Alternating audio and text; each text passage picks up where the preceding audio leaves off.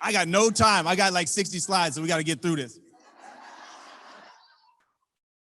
I got something, a gift for y'all too. So whoever has those, can y'all hand them out real quick or begin to hand them out? This conference has been everything, right? Everything. Who is adding zeros? I know Anisha has been asking, but I'm asking again, who's adding at least 1 0 around the room? That's what's up. I'm with it. Okay, so I know I got to make these slides got to work, y'all. So if this pray with me. Y'all pray with me. All right, so I'm Donnie Bryant. A lot of y'all have been saying you're excited for this presentation, right? I'm excited for this presentation too.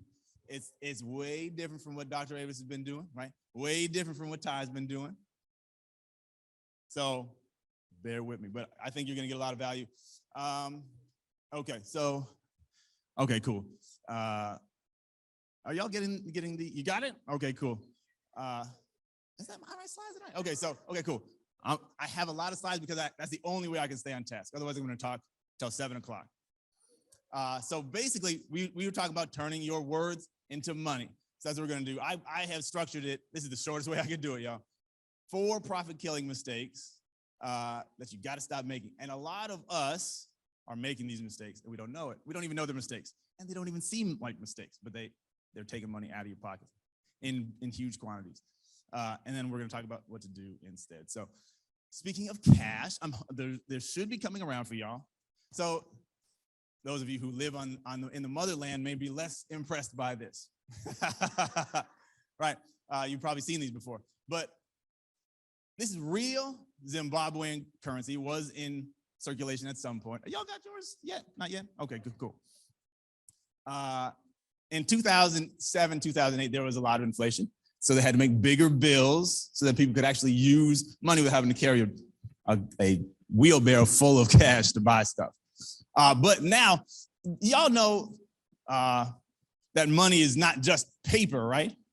Money is a representation of life, which is why we got to get more of it. But your life is valuable. And now I want this to be a reminder for y'all. We're here to make millions, and I'll give you a little representation. This is real money. You can't spend it anywhere, but it's real money. You have $1 million. I use them as bookmarks. All of my books have $1 million bills in them. So everywhere I look, when I'm reading, $1 million. You program yourself to accept this. I'm $1 million earner. You're $1 million earner. Some of us are $100 million earners, right? And more of us will be in the days ahead. So I just wanted to give that to y'all. That's for y'all to, again, remind yourself of your value and the impact that you're creating in the world. And I want you to think in terms of millions, okay? So I already gave you the warning. It's gonna be different, all right? But why should I listen to Donnie? Because I know some of y'all don't know me, except for you've heard some nice things at this conference. By the way, this picture, Marcel is the baddest dude. Y'all, doing videography, doing photography. He took this picture 2019? Yeah, 2019. I use it all the time because it's the best picture I got. But since y'all don't know me, I'm gonna give you a quick overview of who I am. Right, well, the number one reason you should listen to me is because I just bribed you. I gave you $1 million to listen to me for the next 57 minutes. I don't have a timer on here, so I'm gonna talk as long as I want, okay? Okay, next, besides the $1 million I just put in your hand, the insights we're gonna talk about today could put more millions of dollars in your bank account. It will, if you use these insights in the full capacity. Just like the millions of dollars I made for my clients. By my latest count, I've grossed $120 million for my clients. I'm not saying that for no applause. I'm trying to tell you a story. All right. I've done a lot. I won't dwell on that. I've written a lot of stuff. I've made a lot of mistakes over the years, and I've done a lot of things right. I have, in multiple occasions, been the highest paid individual in an organization coming in from the outside, because that's how important it is to have your words right so you can make this money. Matter of fact, I had a client who told me when we were talking, if I pay you what you're asking, I'll be paying you more than my fiance, who is the COO. And I said, if you're willing to risk the future of your relationship on getting this money, and she did. So, and this is what the power of your words can be, right? I got a few more things. I'm moving quickly. We'll get to some meat in a second. All right, this is just a quick testimonial. Not even really a testimonial. Somebody was talking about me in a Facebook group. Point being, his calls have helped us quadruple what we've made in email. And I didn't write a word for them. Just talking quadrupled sales, right? That's what we're going to do today. Now, you don't know what quadruple means. It could be $1 to $4. This brother, I didn't get his permission to use this. So I got him shaded out. But he didn't give us a specific number, but he said my advice, he can link to several $100,000s in his business. So that's why I want y'all to listen. But the biggest thing that proves that I know what I'm talking about is I've been able to convince my beautiful wife to stick around with me for almost 21 years now. All right. We're not going to talk about begging and pleading today, though. That's the only way I can keep her. Okay, but let's get into it. Like I said, I'm going to move. I got 4 things. I'm going to really talk more in depth about maybe 2 of them, but fortunately, Ty has taken like half of my content, so I don't have to talk about some of those things. I don't remember who I told, but I was changing. I cut 30% of my slides, so I want to get this into a block of time that fits. But also, I've changed the presentation 3 times since I've been here, trying to adjust with what's being said in conversations that I've been having. So I want to make sure that this is exactly what you need and exactly what's going to help you get to this money. Okay, so too much education is a problem. We don't think of it as I move forward too fast, but we can teach too much where people don't buy. So it's hard to educate someone into making a decision. It doesn't work that way. People just don't make decisions that way. What did I say there? So yeah, even if you're selling exactly the right thing, you have exactly what people need. You can tell them like word for word, this is exactly what you need. But if you're doing it in an educational format, it's dangerous because people don't buy based on education. So that's not how people make decisions. You know what? Do y'all know? Some of y'all probably know. Do people buy based on logic or what is it? Emotion. Thanks. So I might be able to skip through this a lot faster than I thought. The other thing is sometimes we teach too much and people say, I got this. I can do this all by myself. They can't. But we want to empower people. But if you empower them a little bit too much and not let them know that there's levels that they're not gonna be able to reach without additional support from you, then they slow themselves down by trying to go out on their own. So we don't want to do that. Here's the truth. This is a big one. The people you want to talk to, the people whose lives you can transform, they're already drowning in information. It's called information overload, right? But it's like one of the truest things, the truest conditions of people today. And so more information is not going to help them. They don't need more information. They need motivation. And not motivation in the sense of like motivation like Les Brown. We love Les Brown, but that's not what I'm talking about. Information will not make them move much. But we got to motivate them into action. So that's exactly what we're going to talk about today. You guys already said this. Human beings make decisions based on emotions, but motivating emotions. There are emotions that get us to move, get us to change. We don't like to change. People don't really like to change. But we will change if we have the right combination of emotions. Okay, so when you write copy, now this is where we really get into it. Some of this is like foundational, but this is where you really get into it. When you are writing, you have to intentionally plan to elicit an emotional reaction. I'm not planning to educate you per se. I'm not planning to whatever. Like I'm not playing with you. I'm trying to move you closer to making the decision that can change your life. And that takes emotion. So there's many emotions. I got a couple that I want to talk about. Okay, so I've clumped these together. Desire, hope, and aspiration are kind of the same thing. They're in the same category of thing. We're gonna get deeper, but I'm just listening here. Fear. Now, I know y'all don't want to hear this because I was just talking to Kimberly Bass, right? And she was showing me some of your bullet points, and they're all so very positive. And that's cool. We want to be positive, but we can't shy away from the truth that there are some scary things out there. There are some legitimate reasons for us to be, or for our clients to be scared, to be worried, or to be nervous. And it's our job to help them, right? Okay, so then relief and escape. Our clients are definitely in a condition, or our potential clients are definitely in a condition that they don't want to be in. That's why they need us. If we try to give them information about the condition, they'll just be more educated about the condition. But what they really want is an escape from that condition. What they really want is relief from that frustration. And so we have to write about these things. Again, we're going to go deeper in a second. Esteem. This is so interesting to me. We don't talk about this enough, I don't think, even in this conference, interestingly. The reason that you buy the Louboutins is partially because it's quality, right? It's partially because it'll last for a long time. It's a good investment probably. But a lot of it is, I want to show people who I am, right? I want to look good. I want to feel good.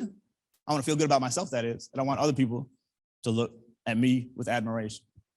And so that's actually a motivating emotion as well. If we can show people that they'll have a higher esteem for themselves and have a higher esteem from others, that could help them to move.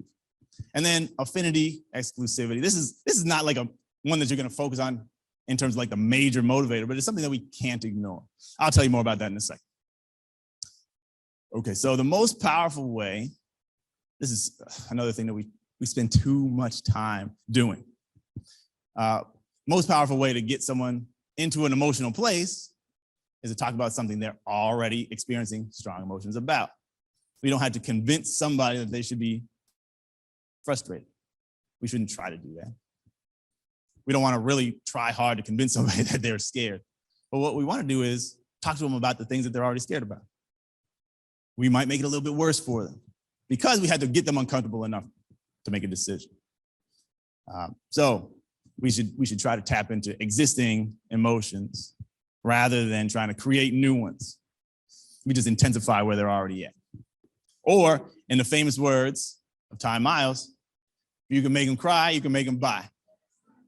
I really was hoping she wasn't going to say that on the stage because I wanted to drop it for y'all.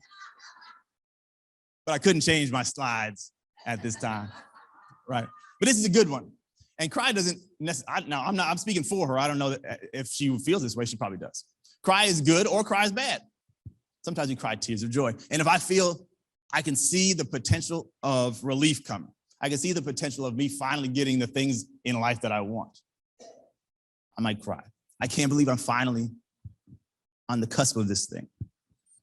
But also cry in a bad way, like my life is so hard. And you understand. So then when I see that you understand me, it can come out. I feel seen. I know that you can help me because you understand me. Nobody in life before has shown me that they really get why I feel the way I feel, why I'm going through what I'm going through. And the fact that you've gone through it maybe, and you've gone through it and come out on the other side. Finally, I believe there's someone who can help me. So again, we're not trying to make somebody cry about something they never thought about before. We're trying to bring them emotions to the surface about stuff that they're already feeling. Fears, dreams, aspirations. We want them to bubble up to the top. So okay, here's where we get more into the tactical stuff. I'm moving as quickly as I can. Like I said, I got 60 slides. Okay, so desire, hope, and aspiration. So here's what you're writing about. I know y'all are like, tell me what I'm supposed to do. There's so many different businesses and industries. It's going to be hard for me to tell you exactly what to do. But I'm giving you things to think about and frameworks to think through. But as you're writing copy, in whatever medium you want to do that in, emails, you can do it in your videos, you can do it on your sales pages, you can do it on ads if you're buying ads. I know we're talking about pushing that back a little bit unless you're really a pro at that. But talk about that. What's the dream life that your subscribers they're not there yet, but they want to get there? What is it that they're dreaming of? And it's in whatever area that you're talking about. And I didn't put this slide in here. Like I said, I cut a lot of them. I put these in terms of people don't, maybe I'll come back to this later. I call it body, bank, and boo. So body, of course, is your health. Like, it could be your physical health, your emotional health, and your relational health, your familial health. If you have those things, or when you're talking about those things, people have reactions. You talk about when Dr. Abrams was talking about her son, I'm not gonna lie, I was back to trying not to cry in front of you. Because I had those same feelings. We had some of the same experiences. My wife was pregnant when she was trying to finish college. And it wasn't an ideal situation. So anyway, I was feeling those. I was almost crying, see? But anyway, body, bank, and boo. Body is those things, for health and things like that. Bank, of course, is your money. If we talk about money, people have feelings about money. Either they're good feelings, right? Or they're bad ones. You can make someone cry about money too. In a good way or a bad way. Right, and then boo, of course, boo is relationships, I apologize. So boo is, it could be your love life, right? Some of us in here are talking about love life. And that's an important topic, one of the most important topics that we can think about. And if you're bringing a solution in those areas, there's emotions. It's automatically emotions. I don't have to make you feel strongly about your love life. You already have feelings. I don't have to make you feel strongly about your family. Your kids get on your nerves. That's a real thing. So anyway, so what is the dreams related to that body, bank, boo category that you're speaking to? What is the dream condition that they want to be in? What is it that they are missing that they want? What is it that they feel like they should have, but they can't figure out what's missing? You know better than they do probably because you've seen it. You're an expert on this topic and you can help them, but you got to bring them there. Talk about those things, the dream condition that they want. And when you begin to talk about their dream, they light up, right? Because that's what I want. They can begin to see themselves there if you write about it, you talk about it. So we were talking about copy, not just in writing, also if you're doing video or audio. But if you talk about the dream and it's their dream, you take them there. And then in their mind's eye, they begin to see the future. They begin to see what's possible for them. And the desire builds up. I want it more. I want it more. I think I could have it. And then you, of course, if they're missing out on it, you show them how to bridge the gap, which is working with you. All right, so I got an example. This is a copy that I wrote. There's various stuff in here. Here's how getting through it quickly. Despite all the craziness in 2020, this is an email. Despite all the craziness, 2020 has been a phenomenal year. Maybe more accurately, it's because of the craziness. My clients made $17 million, and I was going to show you how to do it. So anyway, the point was at this stage, we're talking about people were struggling in their business in 2020. The people I was writing for did. They wished that they could be making money in this what's it called? Pandemic. That's what it's called. They wish that they could be making money. And I have 3 simple secrets that can help you do what my clients are doing. That's the dream. Like I'm struggling. Right, Dr. Deshaun? It's my competitors or my peers are going out of business. They can't keep the doors open. But we're making money. We're actually making more money. So if you can figure out that disconnect, what are we missing that if we put it in our business, we can have the dream condition in our business? So anyway, I'm going to share these slides also, so you don't have to like write every single thing there. I'll figure out how to get them to you. But anyway, here's the point. If they want it and they can't figure out how to get it, you should talk about it and then show them that getting it requires a decision, which is to come and learn from you, work with you. Okay. So fear. Again, I know this is kind of uncomfortable. We don't like to talk about fear too much. We don't want to be seen as negative. We don't want to be seen as, some people may feel like it's manipulative, and maybe it is manipulative, but it's for a purpose. We have to do whatever we can do to get people to the point where they're ready to take action. And if fear is what it is that's going to drive that, then fear is a legitimate strategy. So like I said, there's legit scary stuff they're facing. If we're talking about health, right? You don't want to have a heart attack today or tomorrow. You got to talk about the heart attack though. You can't say this new medicine is wonderful. You got to say, what would happen if you had a heart attack in your kitchen, right? And your son, 12-year-old son comes in the room and sees you laying on the floor. What's that going to be like? Right? You don't want that. And that's going to move you more than talking about the medicine. Talking about thinking about yourself. You're not even really thinking about yourself laying on the floor, maybe. You're really thinking about my son's going to be traumatized. His whole life's going to change. I can stop it though. I just gotta take that action that you're recommending to me.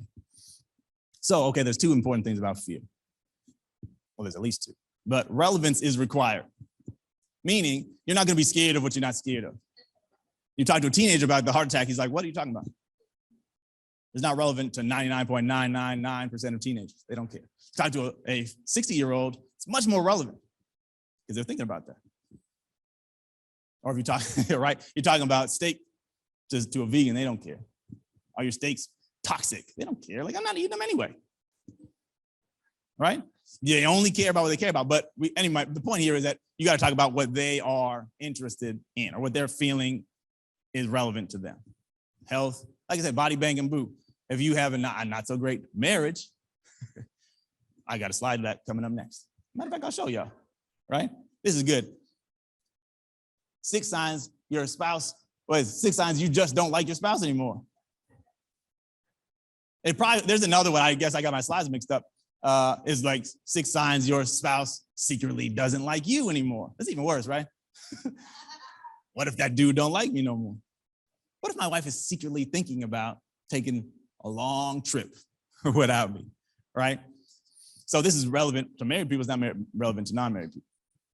The second thing, and how do you move back on this? Is it like this?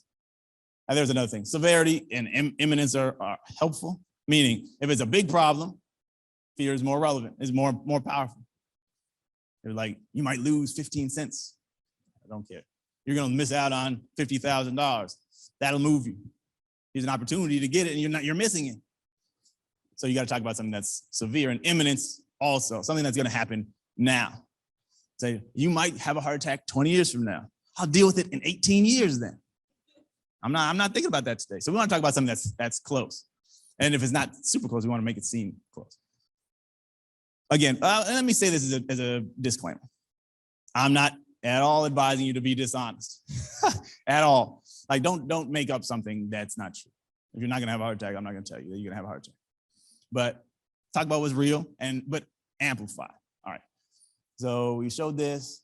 Y'all think that's if you're secretly, if you're thinking, I wonder if this is over for us. Like, this email is saying, guess what? I'm gonna show you if you like. This is really targeted towards women. I'm gonna show you if you secretly don't like your husband anymore and it's moving in the wrong direction and how you can change it. So the body copy is building on that. So have you ever heard of falling out of like? It's a concept that can ruin your marriage if you're not tackling it head on. Right, your marriage is in trouble.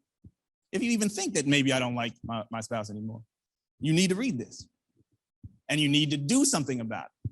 Because if you don't, it's over for you. It could be over. Anyway, you got to take action on that. I still got a lot of slides. Relief. So, okay, there's frustration, things that we don't like about our lives or don't like about our whatever, our businesses, our family, our health. So we want to talk about how to get out of those things. What's one thing that we know everyone wants? We know everybody wants simplicity in their life. So an escape from complexity or an escape from confusion in some way. And the truth of the matter is, most of the time where people get stuck is because there's confusion and there's complexity. Simplify, and then things become clear and you can take action. So we want to show them how to do that. Now, this is Dr. Avis' copy, right? Your business and life could be totally unrecognizable just 6 months from now. I can say that with absolute confidence because it's happened over and over and over again. This sounds like Dr. Avis, right? I've seen underappreciated experts launch 6-figure side hustles, then quit their corporate jobs and never look back. See, now look at this. If you're tired of working your corporate job, this sounds good to you. I need to escape. I need to figure out how to escape that job. The corporate plantation. I don't like that no more. Right? Certified introverts. Now, how many of y'all are introverts? I usually get more than that. I guess I should have known this room was different. Certified introverts step out of the shadows and become highly sought after consultants with fully booked calendars.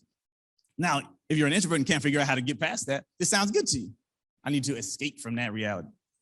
Or if you've been trying to get attention and you can't, this sounds good also. I need relief from this hustle mode of trying to get people to pay attention. How about this? Stressed out service providers create irresistible brands that attract dream clients with big checkbooks. If you've been dealing with cheapskates, I need to escape from that. That's what we're here for. If you're stressed out, I need to escape from that. So we're hitting this point over and over and over again. You need to escape from your current condition in your business. And we're talking to a lot of different people here, right? So we're covering all the bases. More importantly, I've seen sisters and brothers own their genius, gain control over their lives, and start to build a real legacy. Again, if you feel like I know that I'm worth more, but I can't figure out how to get it, I can't figure out how to unlock it, that's the escape right there. She knows how to do that for you. So she's telling you she knows how to do that for you. I've seen it happen. And now those individuals are changing the trajectory of their entire family. You want to escape generational poverty? This is how you escape. Just in case y'all didn't know. Dr. Aver's got it. Okay. So anyway, I hope that y'all are capturing this. This is how y'all want to write. You don't have to write exactly that, but this is what you go through. We don't want to talk about little things. We don't want to talk about inconsequential things. And we don't want to talk about things that matter to us. We don't have to talk about things that matter to the people we're talking to. Okay. Esteem. People want to feel good about themselves. They want to look good to others. This one is good. This is currently unreleased copy for another client of mine. Here's the point. We're selling a subscription to something financial. Here's the point. It says your friends will notice something has changed in you, right? You begin to think, I kind of want my friends to see me differently. It says you're more at ease, more comfortable, like the world can't touch you. Here's what's even better. They may even come to you for advice, both on investing in life, asking, how did you do it? So for the individual who wants to be admired by peers and friends, this is important. You get esteem. I get to feel good about myself. The copy right above that is saying how you're being able to take care of your family. Where the people we're talking to probably struggle with that. And they're worried about how to do that in the next stage of their lives. These are older people. Like, how am I, after I retire, do I have enough to take care of my family? Do I have enough to do renovations because my wife wants that kitchen renovated, right? Am I going to be able to do that? Well, if you take part of this program, that's our claim is that you're going to be able to have this reality. So this copy is just speaking to that aspect that people want to be seen positively by others. Something that we don't talk about often enough. And you got to be kind of subtle with it. You don't want to be over the top, but we got to recognize, at least keep in your mind, people want to look good. People want not to look bad. That's one reason people don't buy stuff. They're scared they're going to look stupid or somebody's going to, why did you buy that? Right? We got to keep in mind, people want to be esteemed by others. They want to feel good about themselves. They're not going to do anything that will make themselves feel bad about themselves. At least they're not going to buy anything from you that's going to make them feel bad. Or that they think that their family's going to come and say, why did you do that? That was dumb. So those are blockages that can get in your way. But we want to talk about help people see that they will feel better about themselves when they take the action that you're prescribing. Other people will see them in a better light when they take that action. We want to reassure them that that it's going to be a positive experience for them. Now, this is interesting. Like I said, this is probably not going to be the leader, but it's going to be like a seasoning that you can put in, right? If you're in any way associated with your ideal clients, like you have some commonality, you want to bring that out as often as you can, as often as is natural. If you're in the group with them, like if you're a noob, right? Y'all friends instantly, right? You already know. I wasn't gonna say, we're trying to do something for the brothers because it's been a sisters conference all week. You're right. I gotta get in what I can get in. They let me on this stage, it is what it is. Right? But if you got that in common, you might as well say it. You'd be soror, and then y'all be like, okay, cool, what do y'all got? It works. Dudes aren't quite as, we don't show the emotion as strongly, but we feel the connection just as strongly. Or Brother Daniel, we were talking about at lunch. He was saying if a group of Americans ran into each other accidentally in Kenya, the connection is instant. I don't need to know you. I just know you're from where I'm from. And if we have those commonalities, we should use them in our copy. So here, this one's going to get me in trouble. Please forgive me. The stupidity of going vegan. Now, number one, I didn't write this. You like it, right? Here's the thing. I'm not saying it's stupid either. I don't believe that it's stupid. But if you take the position, I think veganism is stupid. There are people who feel the same way. If you're putting yourself out there as you're taking a hard stand, and people who have the same opinion, they say, I like what this guy is about. No matter what else you're talking about. If you can grab their attention on that. The thing we were writing, and I didn't write it, but the thing these people were writing about, it's not about veganism really, but you use that to get attention, and then you pivot into something else. But anyway, if I say, look at this, it says, sometimes I can't believe the sheer stupidity of these folks. So then someone who thinks, these carnivores, they'll be like, this guy's onto something. And once you got them feeling like we're in the same group, we're two Americans in a foreign land, we're going to stick together. And guess what? If you tell me this is how Americans act over here, okay, now I know I got to do what you're telling me to do because that's how we should act. So again, you're probably not going to use this often as a leading emotion that you're trying to trigger, but you should try to trigger it when you can. If you know that there are people in your group, in your audience, who you share a commonality with, an emotional commonality with. Even things like when people talk about divorce, thank God I haven't been divorced. It almost happened like 3 times. Hence the begging and pleading. But if you talk about divorce, there's an audience of people who their ears perk up. This person understands me, at least to some extent. You talk about, I don't know if any of y'all have had your car repossessed. It happened to me. When I tell that story, people who've had their car repossessed, they get me, and they know that I get them. So when you have things like that, it's an advantage to use it. Then if a person says, this person gets me, this person is like me, we're from the same group, then they're more likely to do any action that you recommend. They're more connected to you, they're more trusting of you. So you want to use that when you can. Now, I'm still in the first lesson somehow, first point. None of these things are really educational. If I said veganism is stupid, nothing in there was education. It's intended to evoke connection and emotion. And so if you go back, when you think about these slides and think about these different things we're talking about, you realize we're not teaching, or I say we, but I mean, the writer isn't teaching, really. You really give someone enough information to make an intelligent decision, but it's all strategic. I'm teaching you what you need to know to realize that buying from me is the smartest thing you can do. Because you don't need to know more than that. Once you buy, then we'll figure out the rest. But you don't want to teach all day. I guess that's my point. Don't teach too much. And I could prove it statistically as well, but y'all don't want to see that. Teaching is dangerous if you go too far in your sales copy. All right, so the next thing, I'm moving fast. This part I'm going to be much shorter. So mistake number 2 is actually selling your services. Basically going back to what we said before. You want to sell those emotions. You want to sell transformation. Now, we love Shonda Rhimes, right? We love her. I love her mostly because she created a character based on me.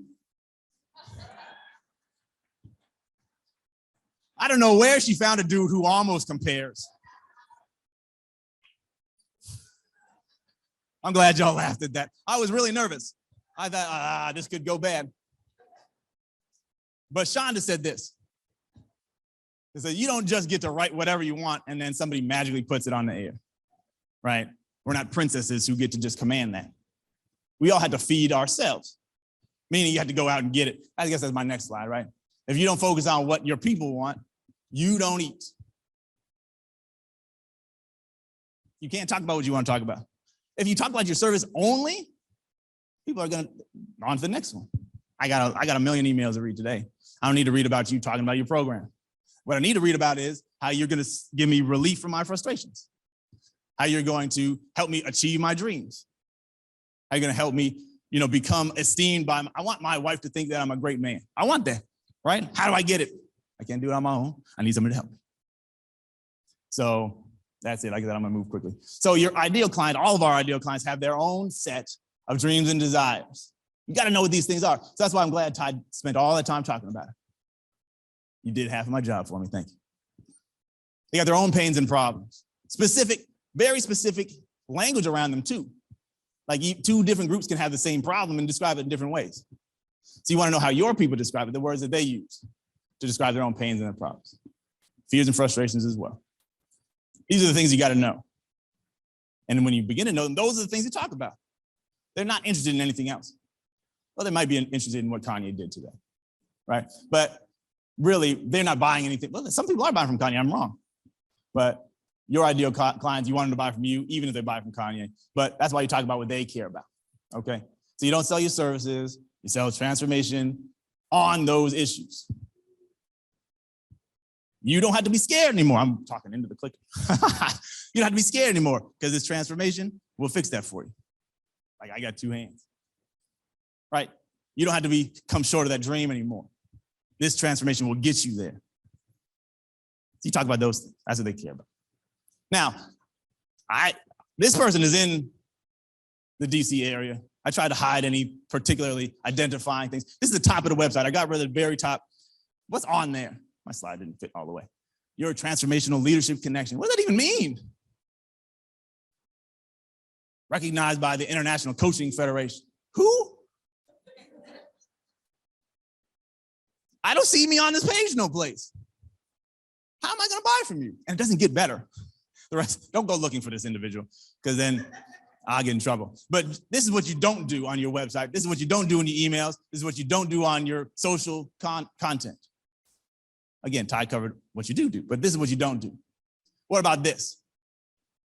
It's time to make millions. I see me in that. The whole thing, look at this. You know you were meant for more. You're speaking my language. More for you, more for your family, more for the people you serve.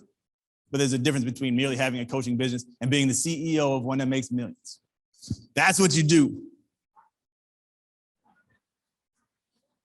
That's what you do. You see the difference? You see the difference? You want to do this? This is how you get no money.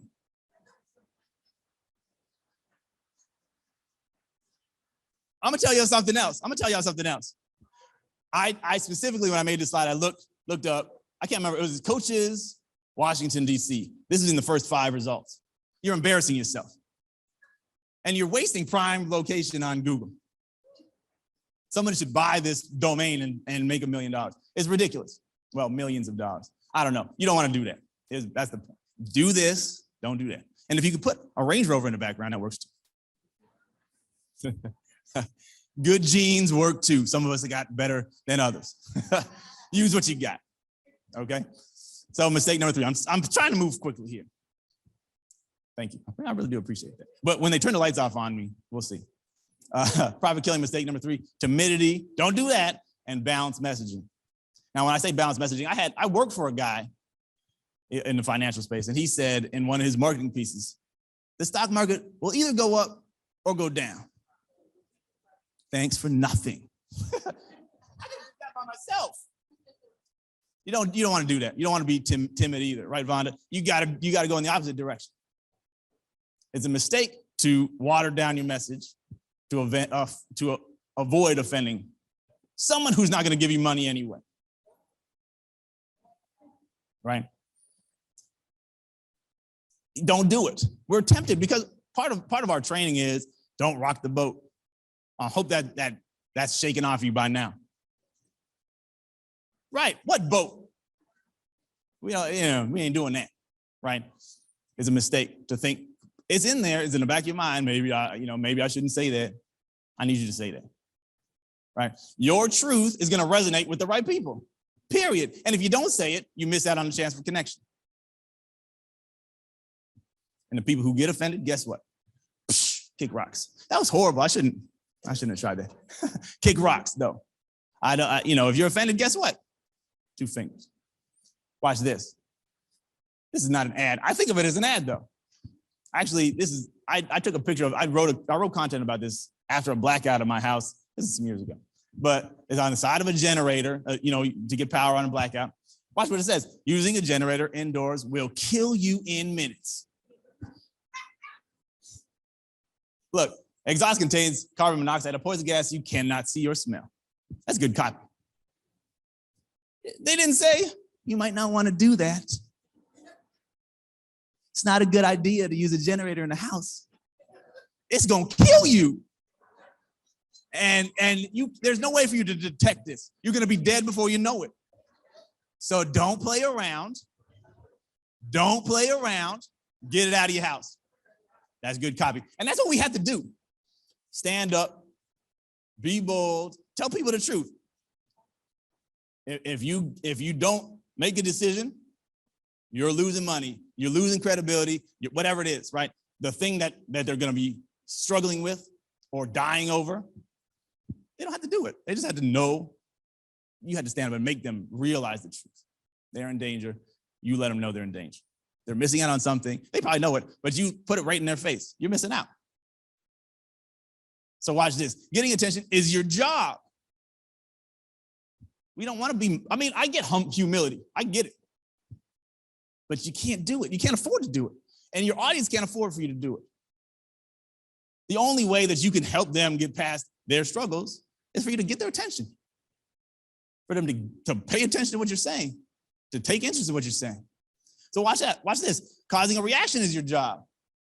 We don't want to create content that's just there. And I'm not talking about reactions like a thumbs up. We need someone on the inside to feel it. Shoot, I better do something about this. The generator's gonna kill me. You got to get it out of the house. And if you don't take action, you're hurting yourself and you don't even know it.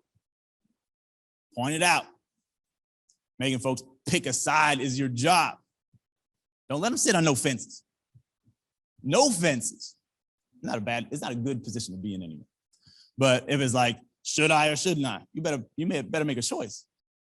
And the better choice, of course, is to make the decision to work with you on whatever it is that you're recommending. Your program will change their lives. You can't let them sit on the fence. They can't afford to stay on the fence either, but they may not move if you don't push them. So push them, right? I need you to say it with your whole chest. That's supposed to be a gift. I don't know why it's not working. Say it with your chest, your whole chest, right? All right, so then the fourth mistake is leaving obstacles. What do I mean by that?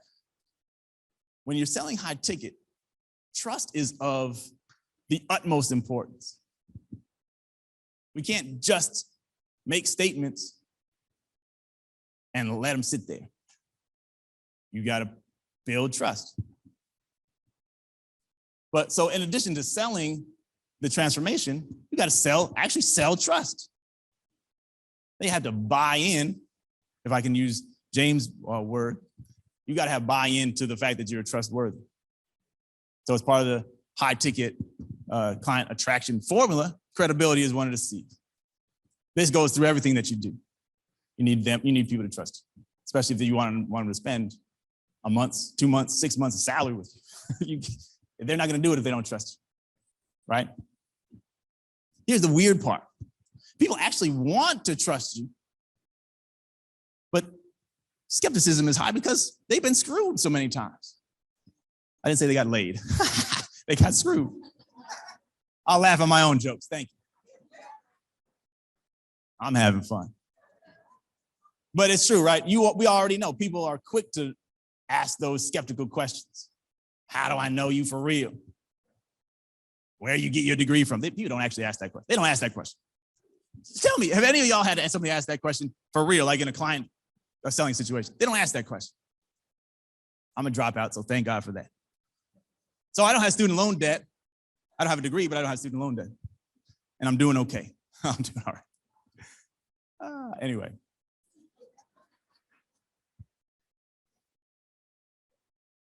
Anyway, people have been burned a lot of times. They've probably been burned in your space too. Here's what's true. This is not their first rodeo. If you're selling body sculpting, right, Dr. Corpia, they've tried it before. They thought they tried it before. It didn't work. How many of us have talked to somebody who has previously, I tried it and it doesn't work for me? How do you deal with that? Well, you got to sell trust. All right, so a lot of this is going to happen before. So all that branding stuff, the consistency with which you create, post relevant content, valuable content, it begins to build trust, begins to build your credibility, begins to show people that you get them, right? So all of that is important. Everything we've been talking about this weekend is important, and it's building towards that point where people trust you inherently. But that doesn't mean that you can't bring it up. You got to have proof. Now I'm gonna talk about some different things. We all have kind of heard of this. I don't know that you can't overprove anything, right? But I don't think we do proof enough. And there's some kinds of proof that we don't use at all. So we know about this, right? Track record, testimonials. If you have those things, you should use them. If you got achievements, recognition, media placements, those things, you should use them and you should get them. You don't have them. But also telling your story, like really getting into it. I think we've heard many stories this weekend already that help you understand that the people you're talking to are real.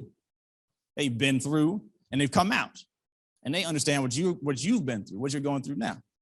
So you can do the same thing for your clients. If you really get them, which I'm sure you do, and you're becoming more and more intimately aware of their mental and emotional state all the time, you can tell your story in a way that shows them you get them, shows them you're real, shows them that you really you've been here before.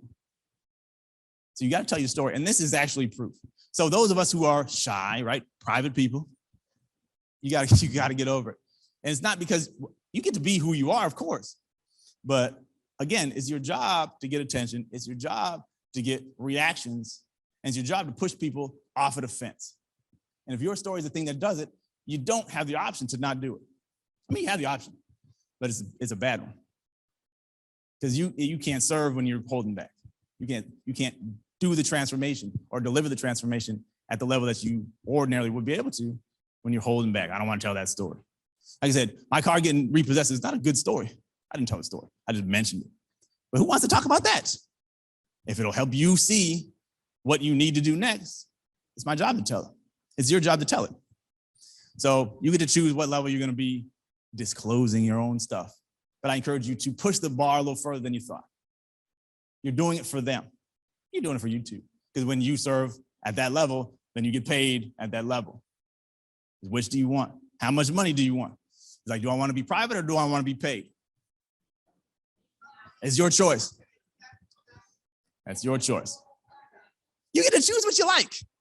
I'm gonna push you on the other side of that fence though. Okay? So here's opportunity proof. I love this one. I use this one all the time.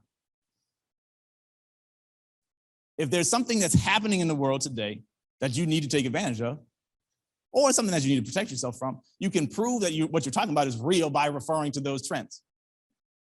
Everybody knows about this recession. What recession is what we're saying. But guess what? You can say the recession is not a bad thing.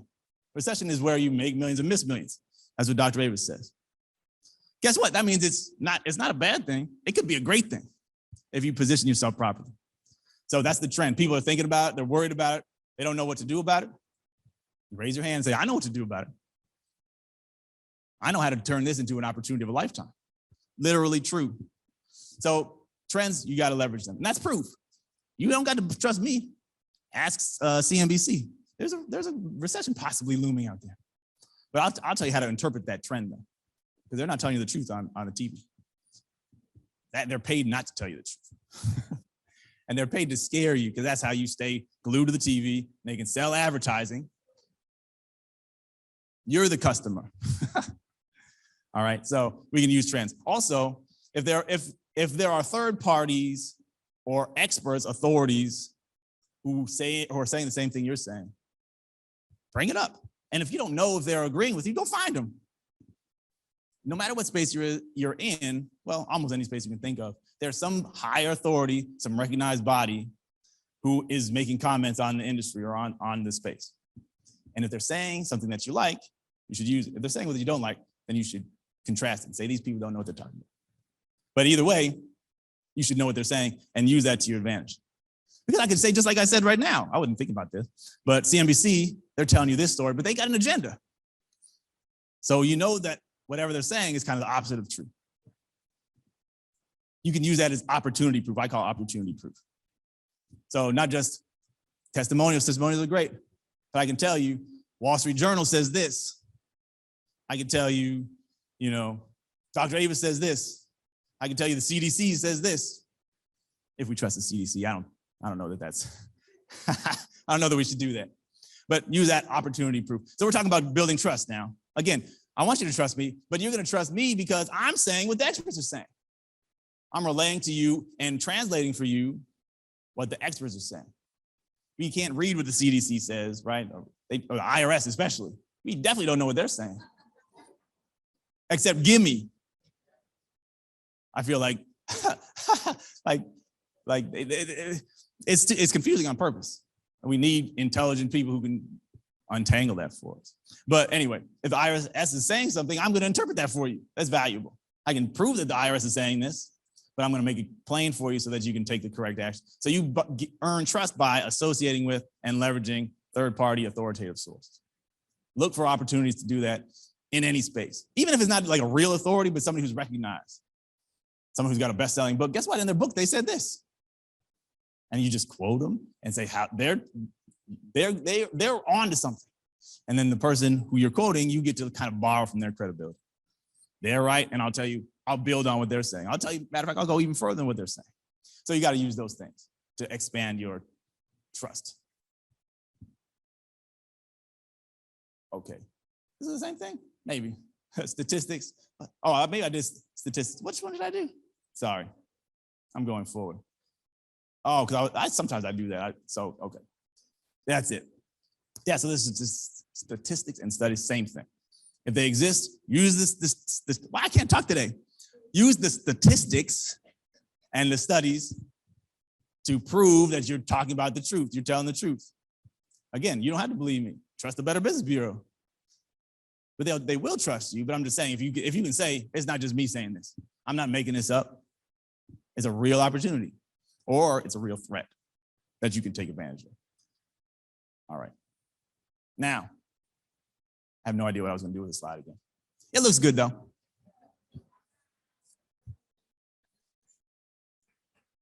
I seriously had a point, and now I can't remember what it was. Okay. Now, this one is also big, and you got to think about how to make this work for yourself. Me proof, and this is not a real term. I just made this up. Me proof. So as the reader, you got to help me believe that this will work for me. I might believe that it's possible to, avoid a heart attack. I might believe that you can avoid a heart attack, but I don't know if I can do it. And that will get in the way of a sale every time. If they don't believe they can get it, even if they believe in you, they got to also believe in themselves to some extent. Right? So how do you do that? Testimonies are really good, especially if the testimonial is a person who's in the same kind of condition. If the person you're trying to reach sees themselves in the testimonial, okay, if he can do it, maybe I can do it. He looks like me, my age, same kind of background, same fears. You got also, if you're getting testimonials, see if you can get those things in there. Don't just say, Donnie's a good copywriter. It's not a good testimonial. First of all, it's real wimpy, but I mean, if they can say, you know what? I couldn't figure out how to make my emails work at all. I was sending them out and getting crickets. And I was almost getting ready to give up. And then I came across Donnie and he helped me and we made $25 trillion. That's a good testimonial.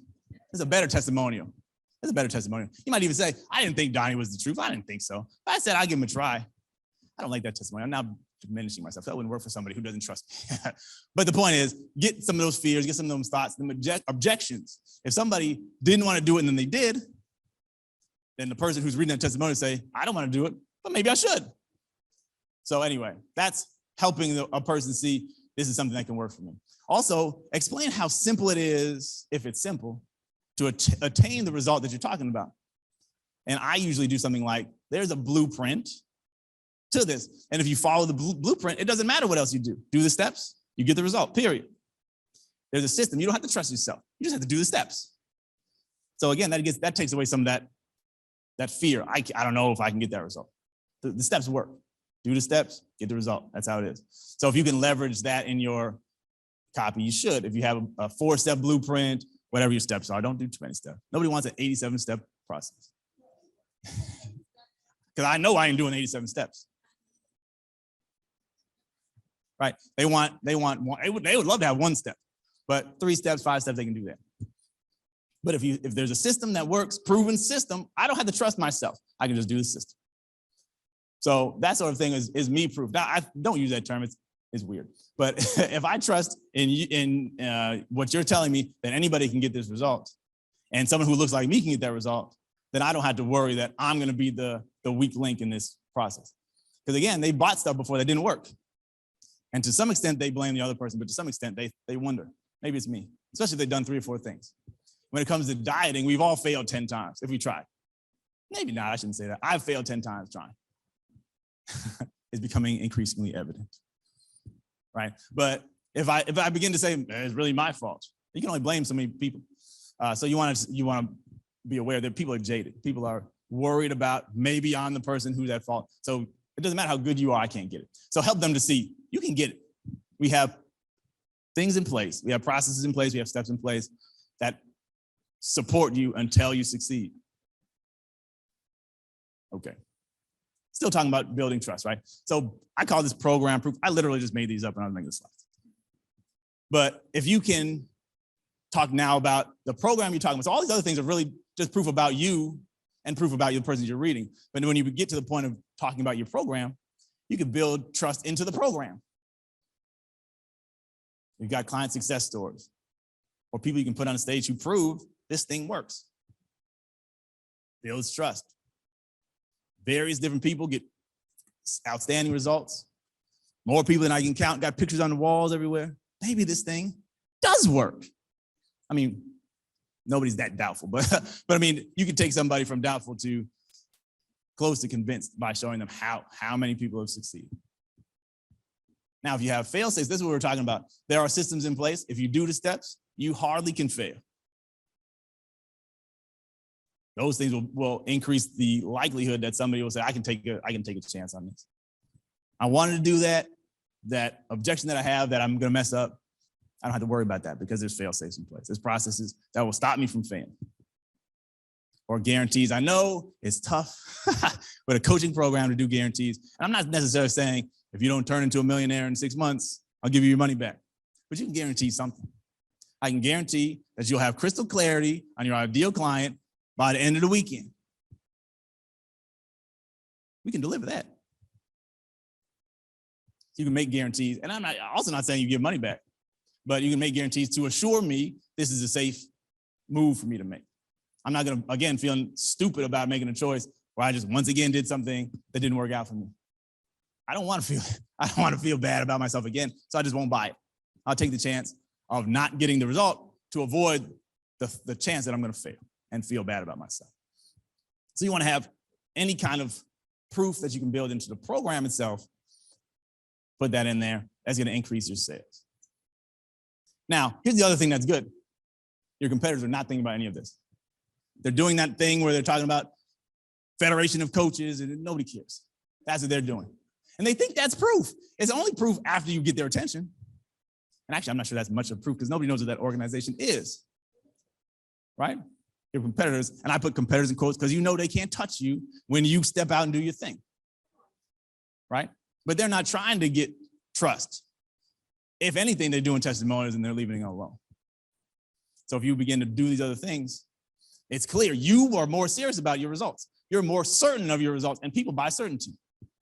People will take your certainty. If you're sure enough, I can be sure. If you're kind of shaky, I can't risk it. I can't take that chance. So you being focused on building trust, selling trust, makes it easier for the other person to have that certainty that you have. It makes it clear that you're certain. I know this will work. I've seen it work. Watched it work. We've made it work. And so now you can trust the same thing. And if you get trust, then you win. Now, I can't see anything if I got any time left. I got this little thing. I hope this has been helpful. I'm not moving too fast. Okay. This is proprietary, but not trademarked, so don't steal it. So for those of you who want to think about This is how I structure copy always. Well, this is how I start. I break my own rules all the time. But this is a great place to start because also people get this wrong. Now, of course, you're not copywriters, so you don't think about this, but copywriters think about it. How do you structure your copy so that it gets people to read all the way through and to do something at the end? You get it wrong. Now, I didn't know how much time I had, so I just threw everything on. But here's the sequence. The first thing that we do is instigate. I made it the 4 I's because it works that way. But instigate is you say something right in the beginning of the copy. So if it's an email, you're probably starting with your subject line. On a sales page, it's the headline. An ad is kind of the same thing. But you want to get I don't want to say shock value because that seems, less professional. But you want to say something that gets that emotional reaction from the audience.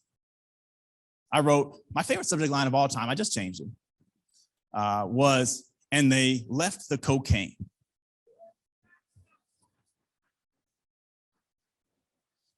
That one worked really well for me. Because why is Donnie talking about cocaine? Who left it? Why did they leave it? See, once you get somebody who's like, what is happening here? Now they're interested, they're going to read, and they're going to have an open mind. Because they're ignoring 90% of everything that's out there. I'm just making up a statistic. I don't know for sure. But they're ignoring most of everything they see. They have to, otherwise they never accomplish anything, right? You got to stop. What Ty said this also. I got to shut up? Okay. All right. Well, give me 2 seconds. You get the Sandman hook? Somebody's got the elite program. Congratulations. Is that James? Hey, give it up.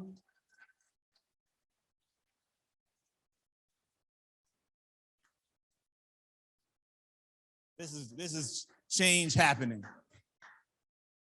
Right? Congratulations. All right.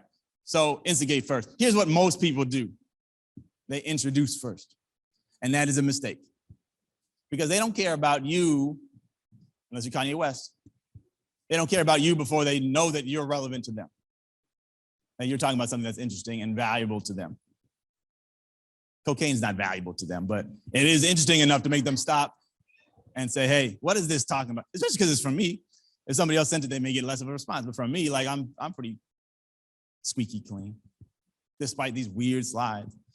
So it caused that cognitive dissonance. What is happening here? So you want to do that first. Then you introduce. Introduce after you got their attention, got them engaged with what you're talking about. That has to happen first. Then you can present yourself. You can present the opportunity that you're talking about. But you don't want to do that first because people will tune out. They'll instantly stop paying attention. And you know that's true. If somebody starts talking to you about their offer before they start talking about what's in it for you, you don't care. Even if they're in your face, you're thinking about lunch. No, you don't care. Okay, so then after you introduce, these can be interchangeable, which is why I say I break the rules all the time, but indoctrinate. I tend to like that word. It's really talking about programming somebody to think the way that you want them to think. But in this case, really we're saying you're giving the person who's reading or listening again, the information they need to make a smart choice, which again is not education per se. It's indoctrination. It sounds like a creepy word, but there you go. That works too. It's creepy. Like it sounds like, some CIA camp or something, right? But really, I say that to say you're trying to help somebody frame their thinking in a different way. I need an I. It's a 4I formula, right?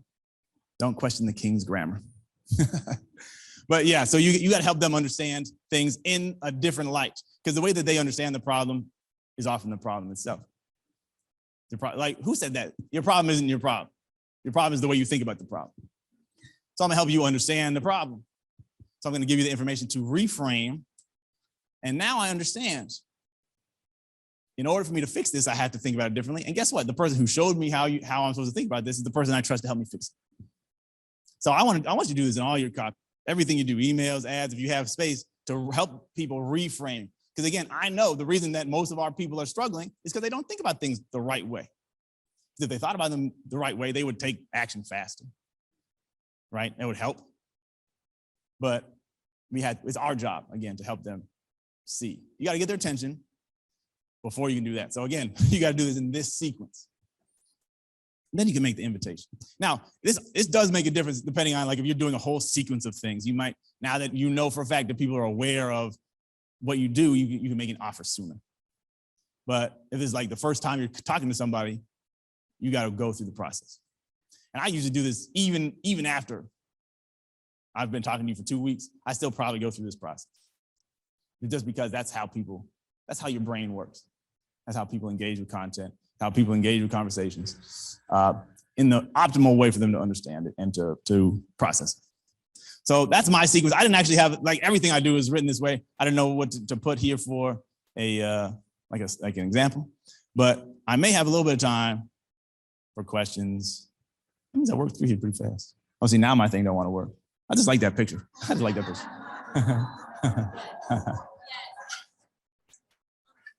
All right.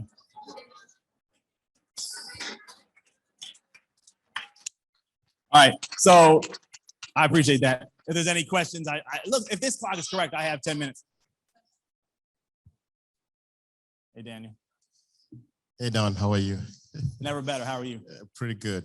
Good. My question that made me fly all the way from Washington to here to listen to you is this. How do you create that continuous flow, consistency, and not walking away from the message? Okay, that's a spectacular question. And you know what is crazy, Daniel, thank you for that. The question is, how do you create a consistent, like, message after message after message without veering away from the idea, right, Daniel? I understand correctly? Okay, because you probably can't say something one time and expect that to be the whole thing. You need a sequence, like Ty was talking about. You need a month's worth of content, and then you need another month's worth of content, you need another month's worth of content. And you always want to be selling. That's probably the same thing. We're talking about one thing. So you really, for me, and when Ty was talking, I was like, I wish I had a microphone. I would have been interrupting the whole time. Like, well, everything you said was great. I wasn't going to contradict you, but to add more. One of the things that I say all the time, and we'll see if this applies, I'm going to say it, is if you want to create content, you live life and you create content. Your life is, like, seriously an incredible source of any kind of content that you can think of. So I tell, like, the cocaine story. That's not really my life, but like, it doesn't come straight out of the business.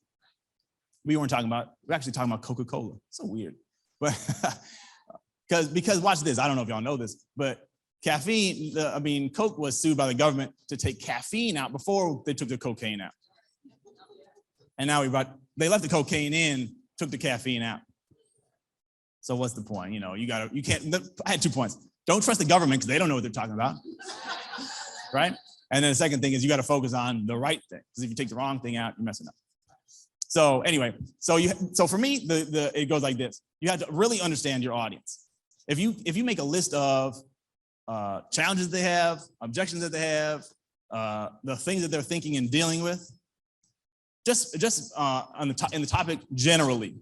So if you think about investments, like, you can think, like, how do I invest when I only make minimum wage? That's a question, right?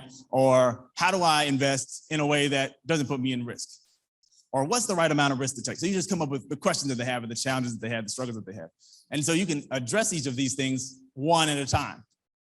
You got to think creatively about it, because again, you're not going to just come out. You could actually come out and say, well, people ask this question. If you have this question, this is a good email for you. Or this is a good post for you. This is a good video for you. You could do that, but a lot of times I like to put it in a story. So if you work backwards, the question is, how do I invest with a minimum wage? Because it seems impossible. And then you go find somebody who's done it. Or you come up with, like, here's 3 steps to help you do that. Number 1 is automatic deduction. You won't even know that you're missing it, and you're investing automatically, right? You just come up with things. So, but then you could say, so there's an example, you can use an example. So you're telling the story of somebody who said this person was unsure about how to build their investment portfolio, especially considering they worked at McDonald's and made $7 an hour, whatever minimum wage is, right? They didn't know. But McDonald's, God bless them, has this program where they automatically deduct from payroll. You invest, whatever, you can do better than that. I'm just making it up off the top of my head. But so you find an example, or you find a story related to that. And as you begin to really like get in the flow of things, you'll find crazier and crazy stories. Like I go out of my way to find crazy stories. My computer's full of insane things. My wife's like, how do you know about everything? How do you know about that? Where did you hear that? That's what I do. But you find things. And I one time heard a story on the radio and tucked it away, and I used it in a sales letter 3 years later. That one made $1 million. I knew I wanted to use the idea. I didn't know where to use it, but I just tucked it away. So you just got to be on the lookout for stories and ideas. But you're always coming back to the core, right? What we're talking about is how to invest when you don't have much money, or how to begin investing. And you think of all the different challenges they have, and then you just find things related to that. And you think of the different feelings that they have, the different thoughts that they have, different challenges they've had, and then you can just talk about each of those things individually. Guess what? That turns into 20 things. You could right now write a list of 20 things to write about on that. And then you just have to you can come back and fill in the blanks with, what's the story I want to tell about this? What's the illustration I want to have? You can look in history, right? Benjamin Franklin had an annuity that paid the city of Boston for like 200 years after he died. That's a good story. Most people haven't heard that one. And then you're just talking about the ability, if you do your finances right, you can make money decisions that last beyond your lifetime. Anyway, there's stories like that. So that's what I would encourage you to do. List out all the challenges, the thoughts, the feelings, the struggles that your ideal client has. Think about those things. Think about how they feel about what they're feeling, and then find stories that connect to those things. I hope that's helpful. Hi. Hello, good afternoon, Donnie. Thank you so much for your presentation. I'm sure you already know like how dynamic and funny you are. So thank you for entertaining us as well as educating us. Somebody get that on tape. But my name is Akila Witherspoon, and I'm a full spectrum doula trainer and doula mentor, and I work in the birth space, childbirth educator. We need you. And my question, so you talked about being bold with your message and how you talk. And right now, cancel culture is very real. And to be, I guess, transparent and vulnerable, I've had a lot of anxiety about the terminology that I'm allowed to use as a birth worker, women specifically. So that word woman is starting to become a dirty word, especially in the birth space. Yeah. And so whenever I, give a presentation, teach a class, make posts on social media regarding birth, I have a little bit of like hesitation and trepidation about using the term woman. And I feel just as boldly about saying I'm Black as saying woman, and the power of being a woman who gives birth. Yeah. So I guess like how do you, in this realm where they're going back and digging up receipts of things people said 20 years ago, canceling them, firing them, taking their livelihood. How do you be bold now, today in 2022, when they're canceling everybody? Or do you just go with it? Like, should I just— What's the structure of your business? Like, are you employed by somebody? You have your own solo practice? Are you associated with somebody who can actually cancel you? Or are you worried about goofy people who aren't paying you, trashing you, trolling you on social media? So right now I'm currently self-employed. I do work with a few doula agencies that give me work. I used to be employed, and I gave a childbirth mini class at my place of employment. And at that place, we really had to be careful about our words and making sure that we are inclusive. And I do believe that everyone should be treated with dignity and respect. And I don't have a problem with inclusiveness, but I don't want to have to not say woman and not be able to speak within, within that realm. I get what you're saying. I was going to say, if you're beholden to somebody who can instantly destroy your income, you have to be mindful of that. In a solo practice, though, I would encourage you to just come out with it. Not even, you could say, I believe in inclusion. It's a wonderful thing. We love everybody. But a woman that term is important for a reason, and here's why. We got terms for everybody. We can come up with a term that you like, but I like woman, we use woman. So I say fully just lean into it, but don't feel worried. They're mostly canceling people who got attention, right? Like if you're Kevin Hart and you can't do the Oscars because you said something homosexual joke 5 years ago. They can cancel him. They're not canceling most of us, because how could they? You're getting money from people who will vibe with you because they want to say woman too. I'm a woman. I'm not a woman, right? But because a lot of people feel the way that you do. I feel the same way, right? You should be able to say woman, right? Birthing parent is not a great term, right? A woman is a powerful thing. So I would say lean into it. Try not to worry about it too much. But again, you can mention, I'm fully inclusive. I'm with you no matter who you are, but I'm not going to destroy my own language, my own belief system around that because, right. And again, the people who feel the same way, and there's a lot, probably 50% of the country feels the same way you do. It's weird how we're like so divided, but there's people who don't like it. You don't need 150 million people to be your clients, right? You just need a handful of them who will vibe with you. So that will actually help you stand out more. Everybody else is being a punk about this. I'm gonna say it. You're a woman. We're here for women. We're here for everybody.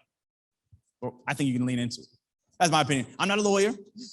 So if you get sued, try not to sue me. All right, thank you. All right.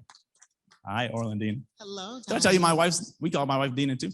Really? Yeah. Oh, see? So tell Dina I said hi. I'll do that. So my question to you is this. You know that by day I'm a teacher. So Yeah. I have a teacher voice. Everything I do is about teaching fitness, teaching wellness, teaching mathematics. So I have a teacher voice. Mhm. So when you were going through your PowerPoint, I was like, wow, when I send my emails, it's always a more maternal Yeah. tone. But now I see that I have to be a little bit more firm, you know? So Well, watch this. Mothers are the most manipulative people ever. But listen, we need for them to do that. All of us would be laying in a puddle someplace if our mothers didn't manipulate us into doing right. So go ahead. okay. So I can keep, it's almost like my Miss Ballin voice, like my teacher voice. So Yeah, I can keep yeah. that, but a little bit more. Because I like what, you know, for example, and they left the cocaine on I'm like, well, you know, so Right. that kind of that pulled to draw people into the content. So the question is, how do you take because usually sometimes your content will be top 3 tips, top 5 Yeah. tips. That's education. It seems like education, but So- it's not always always education. Well, it's strategic education because I'm going to tell you things that you need to know, but it's framed in a way where I say, guess what? If you want to be the world's greatest copywriter, number 1, you need to study your audience. Number 2, you need to communicate with them regularly. And number 3 is you need to find a mentor whose initials are D and B. That's how you get to the level you want to get to. So it's educational to an extent, but it's really education in a direction. And you're persuading them and making the education such that they see benefit. If I do this, because a lot of times you'd be smart about things that you're never doing anything about. But you see it in there. This is how you get the result that you want. This is how you get where you're trying to go. But you're doing it so that the logical flow is towards that action you want them to take. If you want to have guns like this, man, I saw your video, man. You are amazing. Thank you. Thank you. Yeah, nobody's clapping, but they should. You're amazing. Was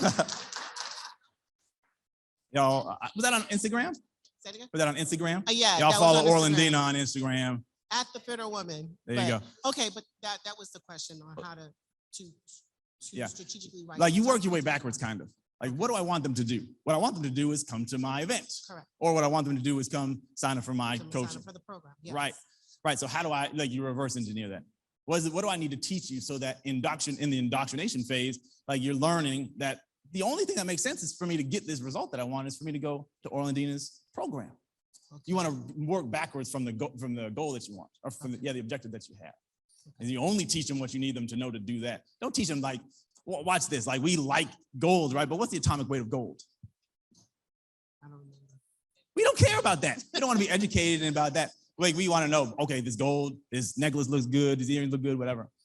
So it's kind of the same thing. Like you teach them what you need them to know. Not just teaching them to teach them, and not just teaching to make them smarter. You're teaching them to influence them into making the right choice. Because ultimately, that's how they're going to get the best results. Not learning more, but becoming engaged with someone who can bring transformation to them, which is you. Thank you so much. You're welcome. So general. Like I hope that's helpful. Like you're going to have to go home and think about these things. But I hope that's helpful. Hi, Donnie. Hi, how are you? Thank you for your time and your energy. My pleasure. So let's say you're in the state of transition and you're used to speaking to one type of audience, but you're transitioning your kind of career and elevating your business and starting a business. Yes. What would your advice be to tailor your copy to speak to a new audience? Okay. Tap into a new audience? So number one is you got to do that research. Yeah. Ty was talking about it. Have conversations with those people. I mean, that's one way, having real conversations, but also the Facebook groups. Yeah. Reddit is a great place to find just weird things. People tell all their stories. I've used Reddit for copy all the time. People tell you what's going on in their lives. They tell you what they're thinking. They say things that they wouldn't dare say in real life because you get to make up whatever profile you like. So even on Facebook, there's a little bit of self-censorship because my profile is me. And if y'all come back and look, yeah, I know you. Reddit, you do whatever you want. So it's doing deep research and then acclimating yourself to them, finding out their fears, frustrations, pains, problems, dreams, and desires, and then talking about those things. So the stuff that you've done in the past, you just have to learn to do it for the new audience. You're welcome. Hi, Donnie. Thank you. I like this scarf. Thank you for shawl your, is what it is. I'm sorry. thank you for your sparkle today. Wait, hold on a sec. Because Leslie told me yesterday, like the shoe game, Dr. Avis and Ty wearing these moon boots or whatever you call them. That's probably not what you call them, right? Like, what are you gonna do with your shoe game? I actually went to Five Below. I didn't find anything sparkly. So anyway, that's an inside joke.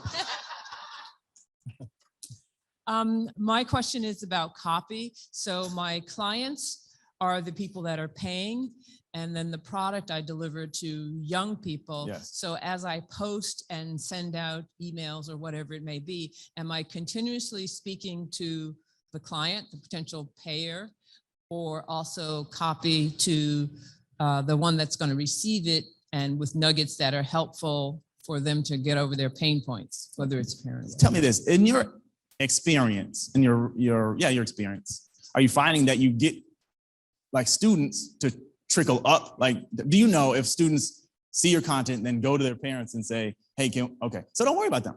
Okay. You focus on the parents. Do you know if it's, well, how about this? Yeah, do you know if it's mostly moms or mostly dads, or is it split? Do you know? A lot of times it's mostly dads. Okay, great. That's really good. Mm-hmm.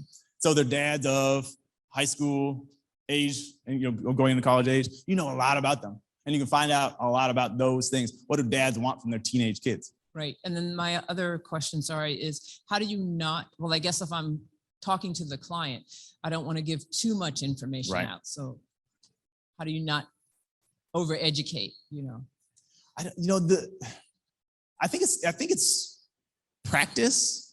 I don't know of like an easy way for me to say go this far and no far further, right? But you'll find in your conversation, I think that you'll notice, you probably already have, when you go too far, you kind of feel, you're like, I let it go. Right. You just right. begin to take note of that. Okay, here's how far I can go in order to, again, we're now trying to frame the conversation so that the parent knows what they need to know to make the choice, which is Leslie Allen is Rick James in reality. And I need to engage her for my kid's future, whole life future, right? So, but don't teach them anything other than that. So, I mean, over the course of time, you're going to create content. So you're going to teach things. I'm not saying don't teach. I'm saying and that's everybody.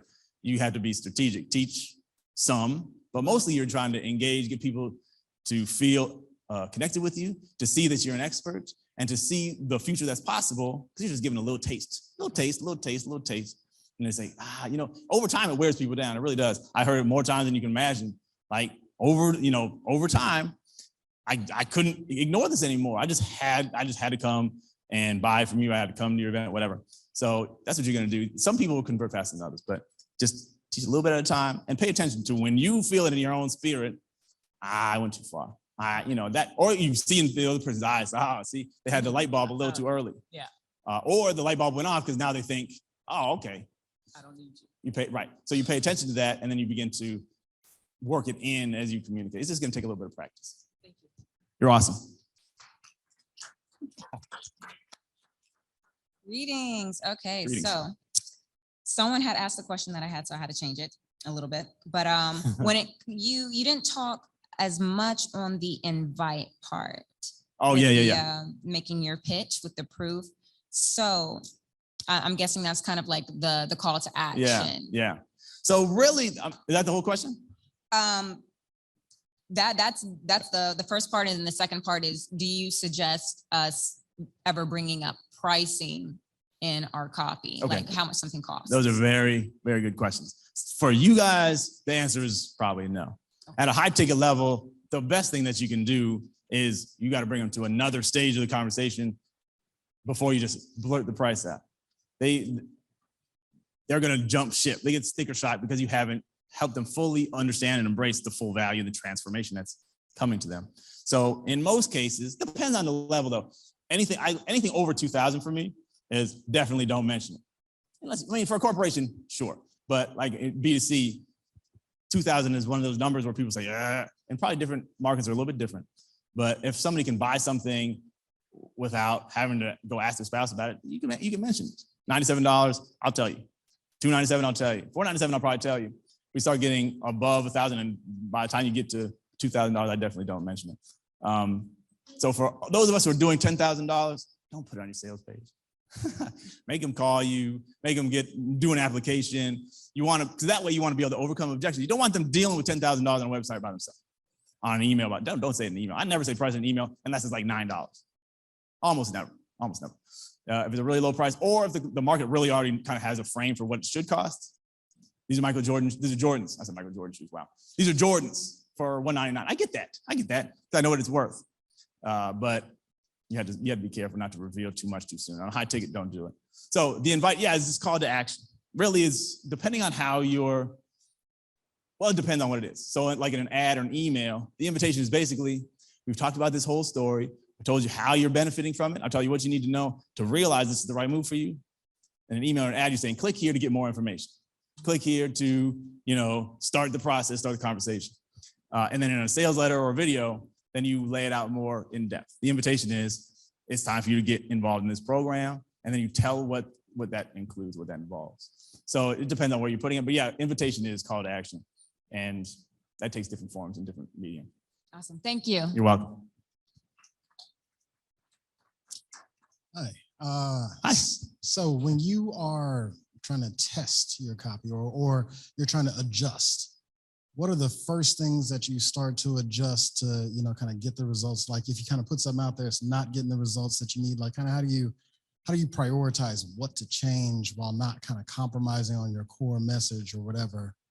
Great question. So are you talking about a specific kind of copy or just in general? Could be just in general. Okay. It really depends on what you're doing. If we're talking about social media posts, it could be any number of things. Yeah. And I think I was just talking with someone who works at Facebook. This was a couple months ago now. He said they changed the algorithm where now, I can't remember what he said, but like they changed it so that the copy in terms of like what they show to who is less important than the image somehow. It seems to me like kill me now because what am I supposed to do? Yeah. But you had, so basically I'm saying this, on a Facebook ad, for example, you need to, if something doesn't, well, you're probably talking about content. So like I don't know it's exactly LinkedIn or Medium or something like that. Yeah. So but you want to test headlines, like the top part of copy is the most important thing in any medium. The first thing they see is how they decide if they're going to pay attention or not. It also frames everything that comes next. Yep. So if I say, and they left the cocaine, you're in a weird place. I don't know what to do. So I had to bring you where I want you to go pretty quickly. Otherwise you're lost. Yeah. I thought we were talking about cocaine. I thought I could go pick it up someplace. Yeah. If I leave them there, then they say, oh, we're talking about something entirely different. I'm out. Yeah. So, but that first part has the biggest impact of anything. And if you do it right, the call to action becomes obvious the whole way through. If you're selling effectively all the way through, by the time you get to the bottom, it's obvious. I need to click the button. I need to do whatever. So the thing that when testing, like for email, subject line is the thing that you test first. But you also test the from line. Surprisingly different results if you change the name of the person you're sending it from. And over time it changes too. It's hard to predict. You have to test on your own. You have to test the time that you send emails, also the time that you post on social. So Ty was saying she knows when her people are reading. She knows when to post, but you had to figure that out by trying. So you try different times. Images you want to try. That's less important in emails. I like putting images in emails. And this is a secret tip.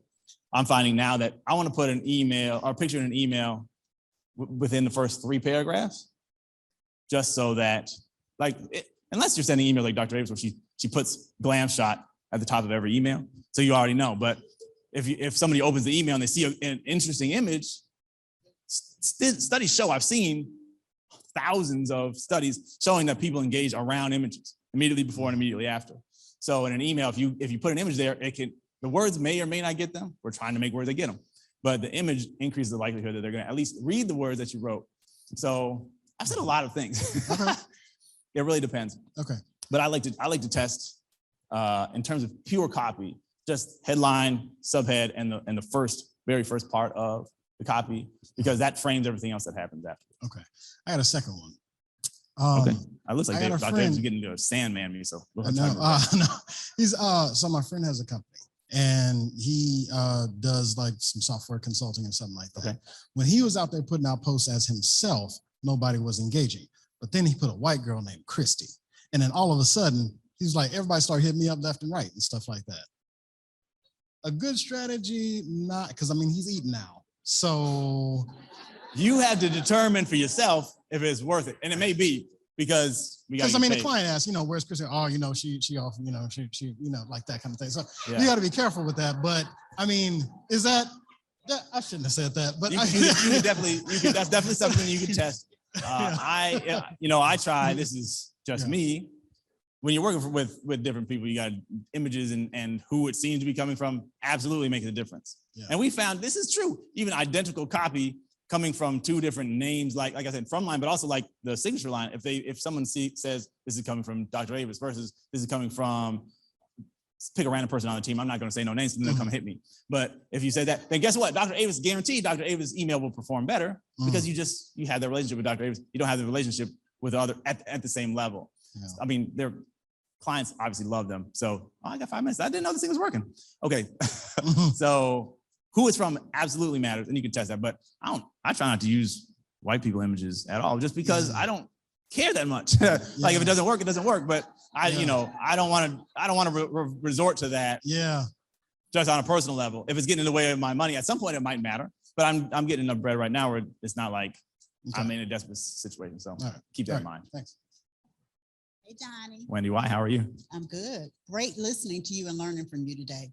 My question is, what do you do if you're trying to revive your list? Like I've got a ton of people on my list, but my open rates are abysmal. I've tried a ton of subject lines and they're still not working. Really? What do you do as a strategy to revive your list? My strategy is to put cocaine in the subject line. Right? Right. Yeah. That'll get their attention. No, okay. So define re-engage for me. Like, have you not been emailing them, or have you been emailing them and it just hasn't been working? A little of both. Okay. It's been probably less than 2 weeks since I emailed them. Okay. But before that, I constantly saw over like a 9-month period, it was continuously low open rates. Yeah. Little engagement. And I know how to write copy, or so I thought I did, I'm sure you do. How are you getting people on the list? I have several lead magnets. I focus on certain lead magnets for certain platforms. Yeah. Okay. So are you sending the same And email? there's a sequence. No, there's a sequence for each one. Okay. Focused on a low-end product that I have. Okay. So having done the things that you've done, those are the things I would normally recommend. Try like crazy subject lines, like crazy ones. I use another one that I love. My previous favorite was homeless folks need Netflix too. I love it. Yeah. Based on a true story about a relative. We won't go any further than that. But so something like that, people like Netflix, so they pay attention. Yeah. And then the homeless folks, is this weird? Like, what are you talking about? So you try something crazy, or if you have like some free-ish thing that you can give, or really cheap, a lot of times I try to say, okay, we're going to get these people on, or we're going to kick them off if they don't want to be engaged. Because sometimes people come on for the wrong reason, and then they never engage again because they came on for the wrong reason. Or if you're giving away an ebook about marketing, and really they want to know about sales, then they need to get off your list or whatever, or they need to get on a different segment of the list. So I try crazy stuff just to get opens. You can also change the from name. So I've done crazy things. I remember doing one from the Easter Bunny. Like just weird stuff to like shake it up. Like who in the world? I've seen it happen a lot where people say like your future self or your future or the 2025 version of Wendy Y. So then it'll be like, okay, it's just different. So you do something to shake things loose. And if you see that that doesn't really change, these people are just not engaged, and you just need to kind of forget about it. It's unfortunate. The other thing that's really true, it's probably less true for you because you're really basing your emails, I'm assuming, are really designed to be value They are. providing. A lot of times you'll find that people disengage in the first 21 days if they don't have the experience that they're expecting in the first 21 days, or really the first 7 days. How does your sequence work when people come on your list? Look, I got 1 minute. So. Okay, real quick. I have like a first 21 day, and then I add on to that. But within the first 21 day, they get 11 emails. It's the, here it is, did you get it? Client success story, testimonial. Here's another problem I solved for. Here's an offer. You know, you kind of get the idea. Yeah. It kind of rolls like that. Yeah, I usually suggest, even though I think you're doing, I mean, that's pretty aggressive in a good way. The first 7 days, if I can convince people to do it, first 7 days, every single day you're gonna email, because we need to form the correct foundation. And if you miss the first 7 days, you really miss it. But it sounds like you're doing pretty good. I also try to make offers really fast. Like within the next day, you sign up for this thing, but the truth of the matter is this just introduces you to a whole nother world and you need the next step. Okay. So that you got to make sure that people are engaging in some ways. I would have to actually look at your copy because it sounds like you're doing a lot of good things. I'm not sure where the disconnect is. So maybe we'll be able to talk about that. Okay, sounds good. Thank you. Hey, Donnie, so we have a question from one of our virtual attendees, Cool. Joy. Hi, Joy. And so her question is the better way to present on social media to post relevant information that is peppered with an invitation to sales? She's heard that the 80-20 rule on social media is better. 80% relevant content, 20% sales content. Okay, so the question that I would have, and you can't really ask, but is it like 80% of total number of posts, or is it 80% of each post? Can you ascertain that from the question? Is it like you write 80% relevant content, or is it saying you? Yeah, so that's what she's saying, that 80% that you do relevant content, and then the other 20% is the sales. So like out of 10 posts, 8 would be relevant content. Yes. Yeah, I mean, I think it depends on your brand, but for me, I recommend every post you can use a call to action, but it's gonna be like, I do this, 100% value, 100% calls to action. So, well, probably 90% of both. Most of the time you're gonna use valuable content even when you're selling. And most of the time you're gonna sell even when you're doing something valuable. So there's no reason for you to not do that, because especially if they read a really good post and they see transformation, they might wanna buy today. Just let them do it. And if they don't do it, they don't do it. So that would be my suggestion, 100%, 100%.